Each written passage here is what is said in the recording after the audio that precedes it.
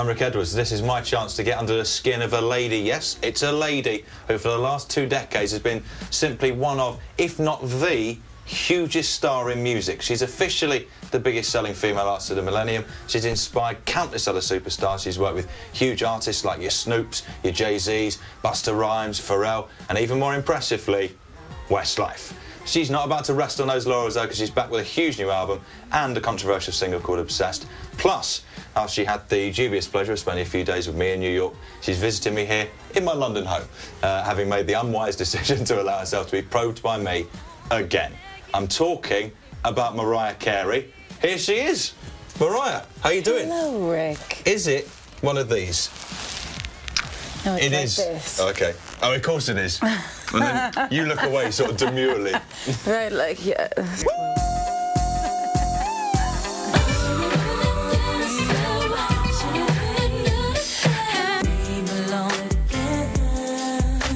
How are you? I'm very good. I'm happy to be back. I'm very happy you've agreed to talk to me again. We have now spoken to each other in many in various environments. In and a car. areas of the world. This is it. We're international friends now. Yes, we are. That's what I tell everyone I know. Oh yeah, me and MC are sort of international friends. Exactly. That's just how we roll. That's how it is. To be fair though, let's get to the reason you're actually here. It's to talk about your new album, which is Memoirs of an Imperfect Angel. Great title.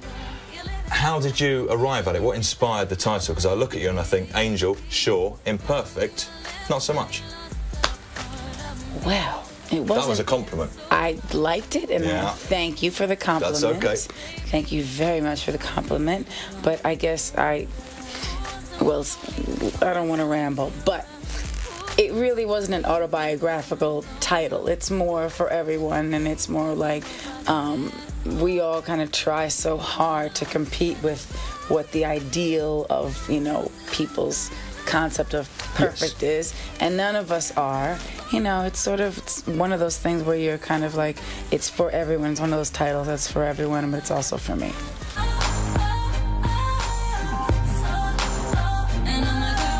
The first single, Obsessed, has caused a bit of controversy, and some people have said it's kind of addressing Eminem, whereas recently Nick came out and said it's actually to do with your love of the film Mean Girls. Actually, let's clear it up. Let's clear it up. All anybody has to do is put on Mean Girls and cut to the scene when Regina George, who's kind of like the bitchy girl, goes, and I was like, why are you so obsessed with me? Why are you so obsessed with me? Boy, I wanna know. And that's where I got that phrase from. That's the hook. That's the hook. But you know, if someone is talking about me and writing songs about me and being on mixtapes talking about me, I don't know why they're doing that. That does seem a little kind of over the top and obsessive, you know, that's obsessive behavior. So I've never said anybody's name, you know, like that in a song that you know, to make people think that it's about that person. I think if that person sees themselves in that song, that's for them to decide. Hey, you know, they need to stop putting my name in songs. The video for Obsessed is remarkable. I really like it. You play yourself, obviously, and then you play your own stalker. Yes. How was that to film? It was a lot of work in a little bit of time, because when you have to totally transform, you know, it's not easy. But we had fun. Like, I loved it. When I first went outside as the guy, the stalker, nobody recognized me for at least 5 minutes, and it was just cool to sit back and watch it, like, you know, to be like just sitting there like incognito. Incognito. So, right, did you have a say in the styling of the stalker? Because the goatee beard is, well, it's wonderful. But I think I agreed to it because it really, you know, did the trick. Changed the face. Yeah, a lot. I mean, it's got a goatee, but it's quite a pretty stalker. I was thinking to myself, if I had to be stalked, I'd probably go for a stalker that looked like that. Well, it was weird because there was a girl who was my stand-in when I had to be the guy with the blow dryer. Yeah. And, you know, that one had a different, you know, disguise on. Yeah. The point was, it's the same stalker, but he's always got a different disguise. And so when I was that person, there was a girl who was dressed up as me. So then later, when I was running from the stalker, it was a girl dressed as a guy, dressed as my stalker running after me. So it was like, it didn't really totally work. confused. Yeah, it didn't really work. I mean, it worked, but it, you know, I was like, we should have had two different stalker, like a stalker and a girl. That was This is the me. point. You can never get enough stalkers. Yeah, well, what are you gonna do? Let's talk a little bit more about Obsessed. It was produced by The Dream, and The Dream's obviously done some huge hits recently. How does a hookup like that occur? Who calls who? Well, we worked on a song from the last album, Touch My Body, and we had a #1 record with that. In which case, And let's hook up again. It's that simple. Exactly. What do you call him? Do you call him The Dream to his face? I call him Tarius. I definitely call him a Dream. No, I don't. I call him Dream. I usually call him Yes, Dream. of course you call him Dream. I do. Is The Dream a dream to work with? He's a nightmare. No, That's what he was. he's really cool. He is, and so is Tricky, and we have a lot of fun. It's quite surprising, I guess, that a lot of your videos are funny. Is that a thing that's really important to you? Well, I think usually when I work with Brett Ratner, he knows me on a personal level, and he makes comedies, usually, his movies. So he knows the secret about me, which is that for the most part, all I do is make jokes, and I'm never really serious unless I have to be. We have to kind of be serious with each other, so. No, I think. Sorry. I think there's a certain amount of humour with us. There's a little, yeah, there's a little. I was going to say, actually, when people first meet you, are they surprised at how funny you are? Because I'll be honest, I was. I was like, Mariah Carey's funny. She's a funny lady. Honestly, most people tell me they think I should be doing a comedy and all that kind of stuff. Let's look into that. Yeah, no, let's do it. I'll play your English butler. Darling, That's what I'll let's do. go.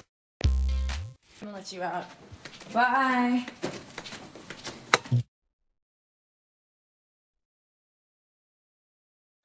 Time for a quick break, but don't think you can relax yet, Mariah, because the probing will recommence in just a minute. We'll see you then. What is that? Probing questions.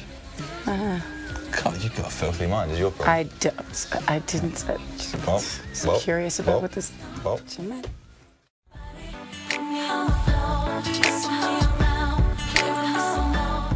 the last 18 months have been incredibly busy for you, and I see that you were recently inducted into the, and I'll read it out just to get it right, Long Island Music Hall of Fame. Really? Very sophisticated. You must know that. Nobody told me that, but it's okay. It's happened. That's good, isn't it? That's very nice. It surprised me that it'd taken so long for them to induct you, though. You're from Long Island. You've been successful for a long time. I haven't lived there in a long time. I mean, In a Long Island time. Yes, I kind of consider myself more. I think I've lived in Manhattan more. I think Long Island still feels like you're theirs, though. Long Island. I think. There you go. You Good. can't let go of Long Island. Why would you want to? I have no idea. There's not that many musical acts from Public Enemy. Are they Long Island? Buster. Is Buster Long Island? He must be in the Hall of Fame. Strong Isle. We call it Strong Isle. Strong Isle. Let me try that. Say it again. Strong Isle. Strong Isle. Okay. You sang Hero at President Obama's inauguration, his inauguration ball. Must have been exciting to get asked to do that. Very exciting. It was amazing to be there. And Did you get any FaceTime? didn't. Because I went on right before he came out. You stole his thunder. Yes, it was all me. Did you get to choose the song, or did it sort of come down from him, do you think? No, it was just, I think everybody felt that was appropriate for the moment. I don't think he said, I'm a hero, give me that song. I'd love it if he had. No, I don't think he did. Were you tempted to sort of mix it up and just get up there and do fantasy? That would have been awful. If ODB were still alive, maybe. Oh, if ODB had been at the inauguration ball. It would have been a classic. Really a lot of people were there that wouldn't have been at other people's inauguration balls.